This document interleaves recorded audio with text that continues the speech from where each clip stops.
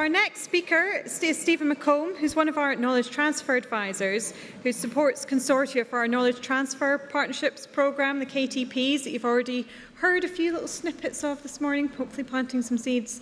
So believe me that Stephen knows a thing or two, or many, about what it takes to put together a really good funding application. And he's here to share his wisdom with us. So over to you, Stephen.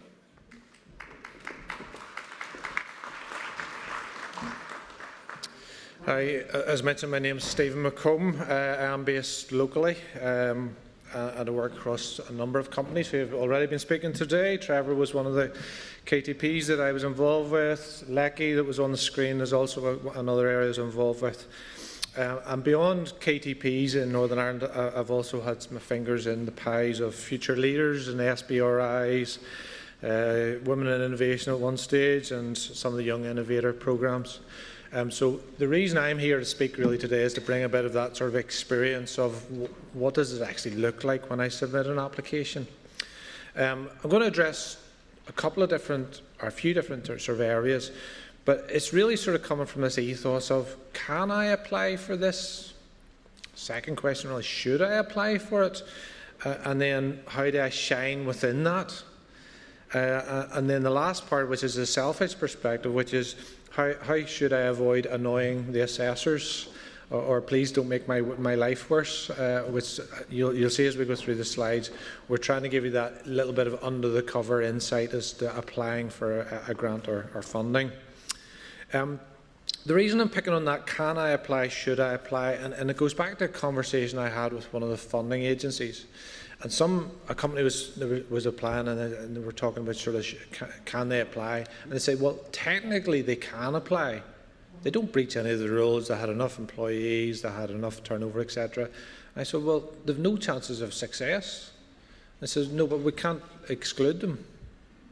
So we sort of had this issue where I can technically apply, but should I apply for it? Am I likely to get success? And that's what I want to pick on a little bit today, is to helping you to understand, should I be applying for this, or should I put my time elsewhere? Because we appreciate you're busy in other things. So it is a grant writing masterclass. I say this has been evolved over quite a number of years. It has many people's fingerprints on it, and the point is not the slides, it's more the conversation and the thought around it. So even if you have been through it before, bear with me, because the conversation changes a little bit as we go. The three parts that we're talking about really is about telling a good story first of all, the next about the assessor's view of the world, and then last some tips and summaries. So they're not out of textbooks, these are out of real life experience. The feedback, the kickbacks, the complaints that you get, as well as just this is what it looks like. And we phrase that sort of area around sort of, oh Lord, send me a good one.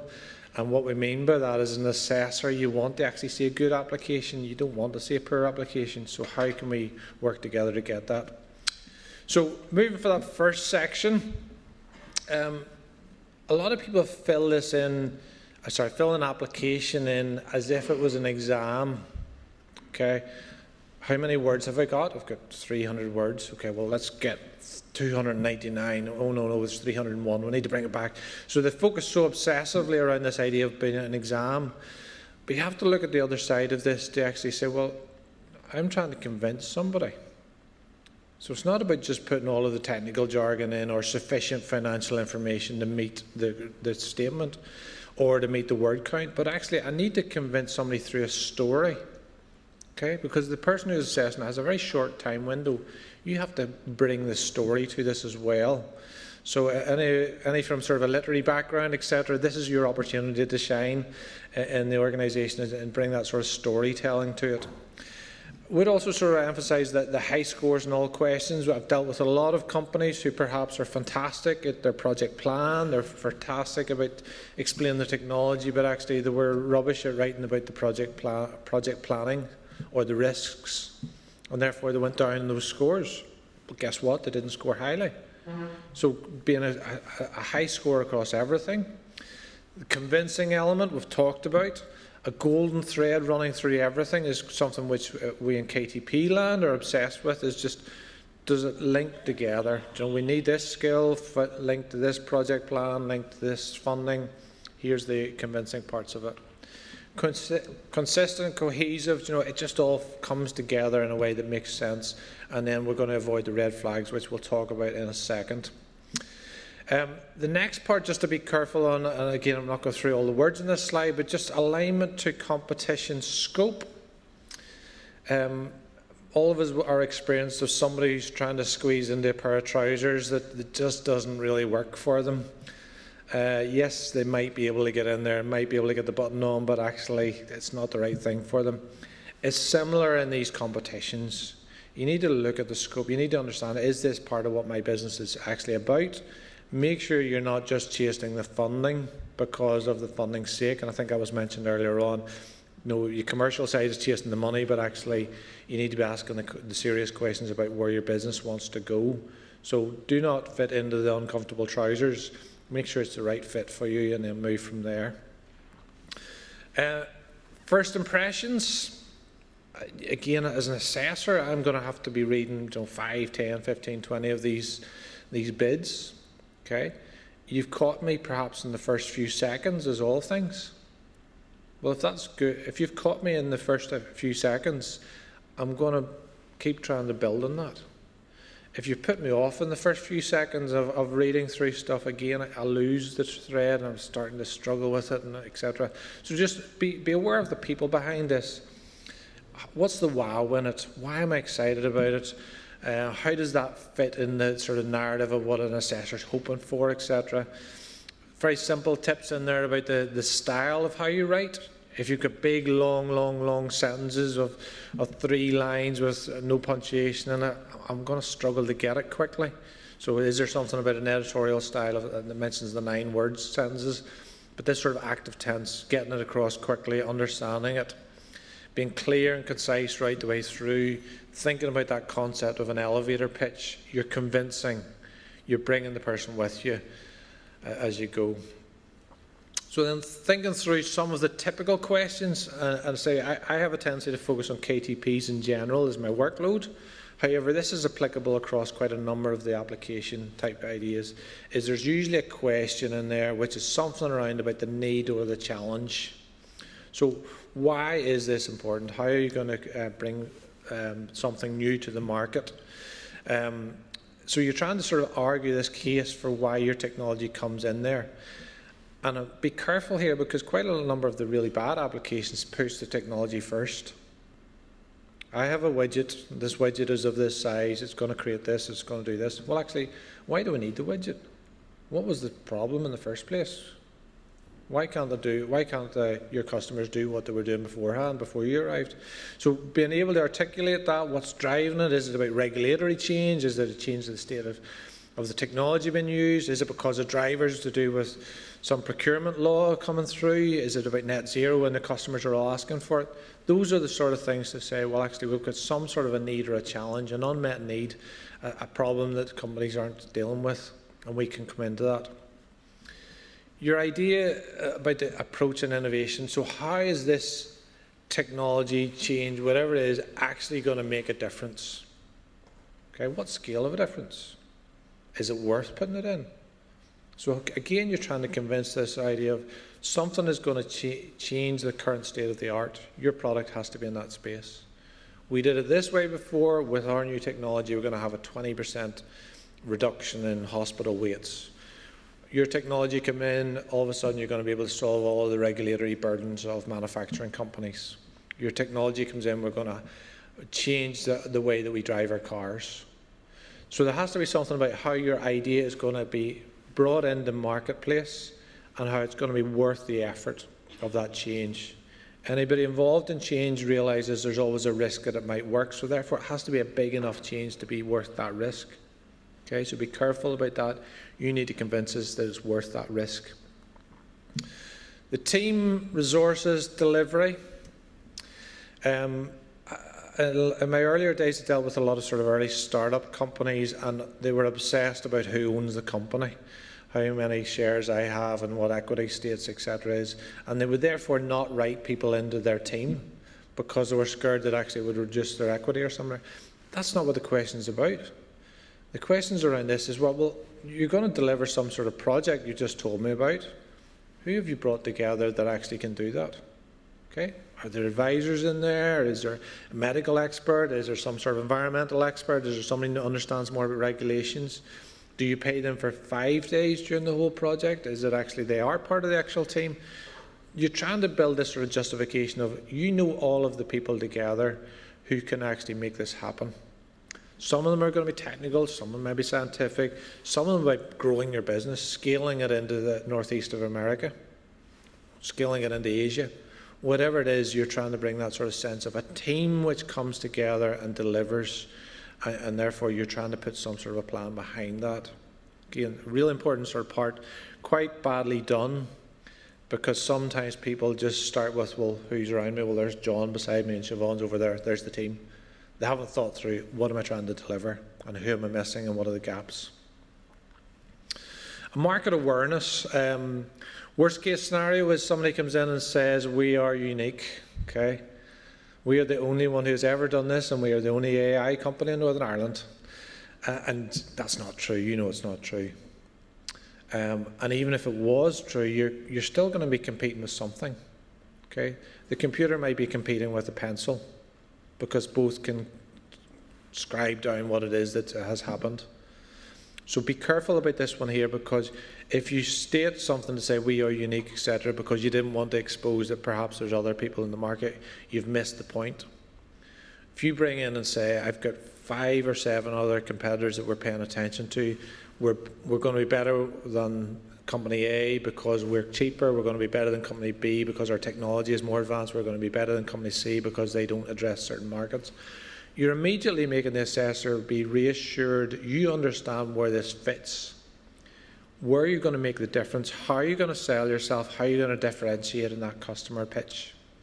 And it's that sort of sense of awareness, not just about your particular technology, but also what else is happening around you. Okay, and be careful. Just because your approach is one particular scientific approach, is there alternative scientific approaches? So the market is the driver, not which technology you're using. Okay, it's an area which is quite often missed and failed on. The outcomes on the route to market is often buried in the question there. Again, comes in various formats, but essentially it's going to say, right, you're going to build your widget, you're going to build your technology. What next? How are you going to get it out there? Is there a prototype followed by an alpha phase, followed by beta phase, followed by the English market, which then follows on to the European market and then in the Americas? I don't know what it is, but you need to convince the assessors that you have some sort of sense of a plan. Like all plans, the near-term future should be slightly more detailed, the medium-term slightly less detailed, and that sort of sense of, well, here's where we're going with this. Years 0 to 1, we're going to be focused here. Year 1 to 3, we're focused here. 3 to 5, we're focused somewhere else. Inside of that might be a little bit of an understanding as to perhaps I need to do some sort of ethical approvals or something like that. So have you considered that? We know that we won't get that ethical approval for 6 months. We won't get that medical regulation for 2 years. So be understanding that the assessor may have some understanding of some of this area. Therefore, your route to market has to consider those things. And if it means that you've got the first 2 years with nothing, that's maybe the appropriate statement and answer. Okay, so be careful. You're trying to convince that you know what you're talking about. The right kind of risk. Again, some organisations have this tendency to hide all risk. Okay, no, there's no risks. We know everything. Well, nobody has a full sense of that. What if things change? And again, the assessors are looking for that sort of sense of actually, I've weighed up some of the key risks, not the aliens landing in Craigavon, but actually, the supplier might go bust. The company that we're focused on may change their mind. The regulations may change. So it's that sort of sense of somebody who understands this and says, I get what I'm trying to do. I've looked at a few things and have a number of mitigations in around that. So it's that right sense of risk. I would also emphasise in some of these applications, the purpose is that they want to fund something which is a little bit beyond what would be commercially risky. So, and what I mean by that is, if an investor or a funder can put money into everything, why bring in the government? So you're probably trying to look for that little edge to say, This is a bit of a step change. It requires that little bit of government funding because other funders are probably not quite ready for it. But it would get me to the point where they are ready for it. So be careful to not underplay your risk. Be careful to not overplay your risk. You're trying to get the right level of risk for this to be a reality. You're also trying to bring your expertise to say, I've assessed that risk. I've brought some sort of a mitigation against it. Costs, additionality and value for money. Again, this will apply in everything. Taken behind this here, this is government money. Government likes to justify why it puts its money into places. It likes to be clear that you've thought about this properly. So if you're throwing in some sort of cost for some sort of advisor at $3,000 a day, we're sort of going, oh, are you sure about that? Now, maybe the $3,000 a day was the right number because you've looked at all the other implications, you looked at other advisors, you looked at different decisions, and you came to the decision that actually that is the way that we need to move forward. But what you're not doing there is actually just throwing in some random number because, well, it's your government money, I don't worry about it. So you're trying to justify it and say, I've made some sort of sensible predictions, I've made some sensible estimates, I've compared it to other alternatives, and I've decided that this is the right cost for this project. Okay, so that's where that sort of sense of justification comes in, is just getting that I need to provide some sort of evidence that it's a balanced investment.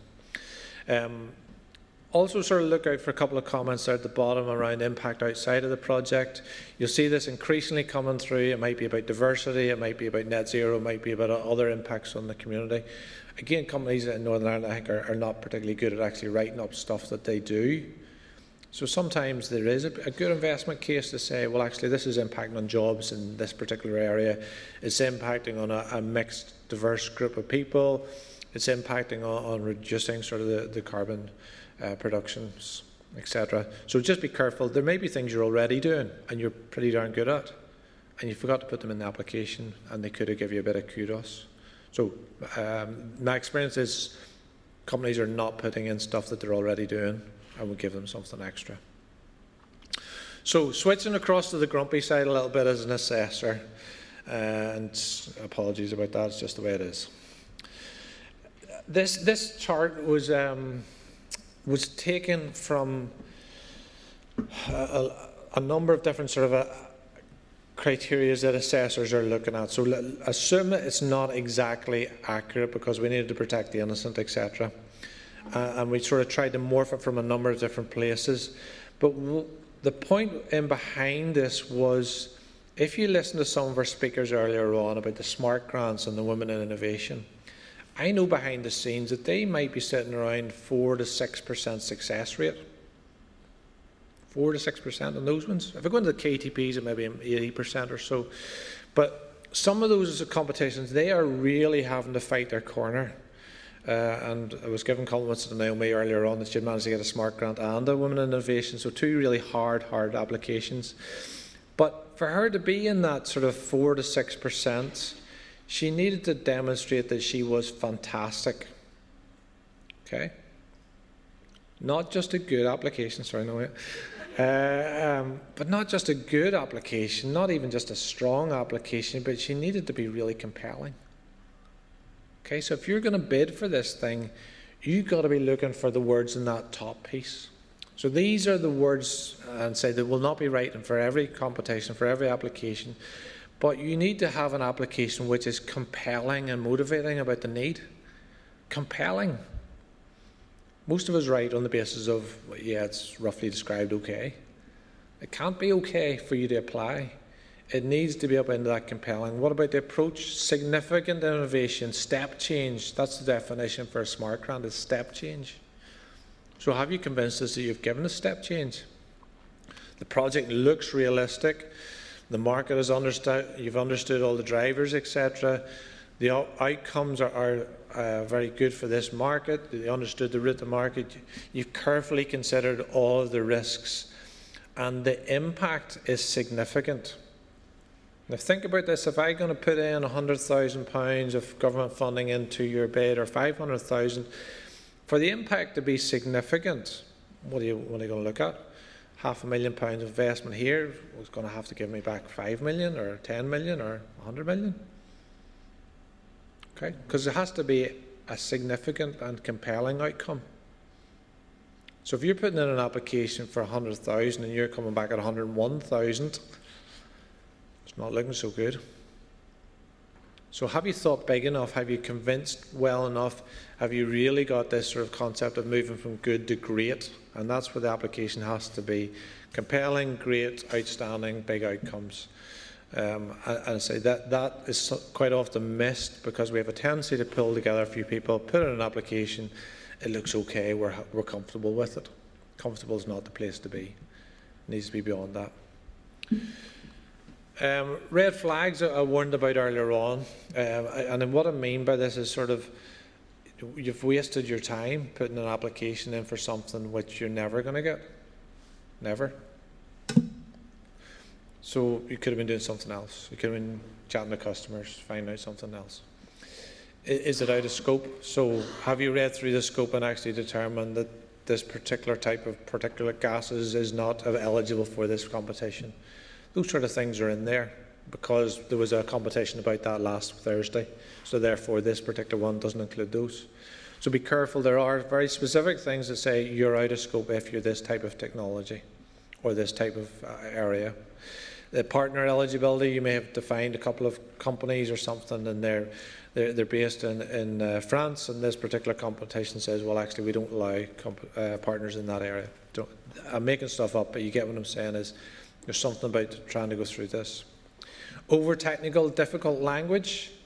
If you're going for a general technology application such as a SMART grant, the assessor may not have all of the detailed nuances of neuroscience. Okay, so you're trying to convince at a level where somebody who's reasonably smart but not a specialist in your area can be convinced about it. So don't get into some sort of lots of acronyms, etc. We'll just lose them. A poorly articulated offer where you know. That's my red flag there. Get off the stage, Stephen. Poorly articulated offer. We all understand that. Unclear innovation. So why is this a step change? Lacks commercial focus is something which we see where a very technical person has written it but actually didn't understand the route to market. And then conflicting statements, so where you 4 people were all contributing to the application but they didn't talk to each other and the application wasn't read together. So I think those are things you'll be familiar with and you will get. Top tips, this will be available for you in your presentation afterwards, but just trying to get this idea of fit with the competition and getting the route to market. So I'll jump this, but on the web there will be a link as well to an older application guide which could be useful to you. And this is the slide I was sort of aiming for. So top 10 tips just as a summary. Fit the scope, talked about. Agree on the key points about with your partner so it's clear and concise. Consistent right the way through so it all makes sense. Technology, leading the market, leading to taking over the world and a few $1 billion in your revenue. Convincing, big part of it. You're telling a story. You're not writing an exam question.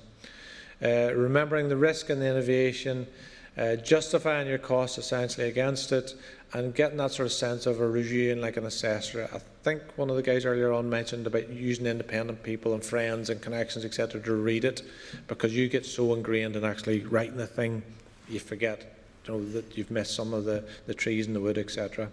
And then the last point within that, just around allowing enough time. That's quite often the case where somebody starts it in the 11th hour and you've no chance, it's too late. Okay, I'm going to stop there. Oh, sorry. There we go.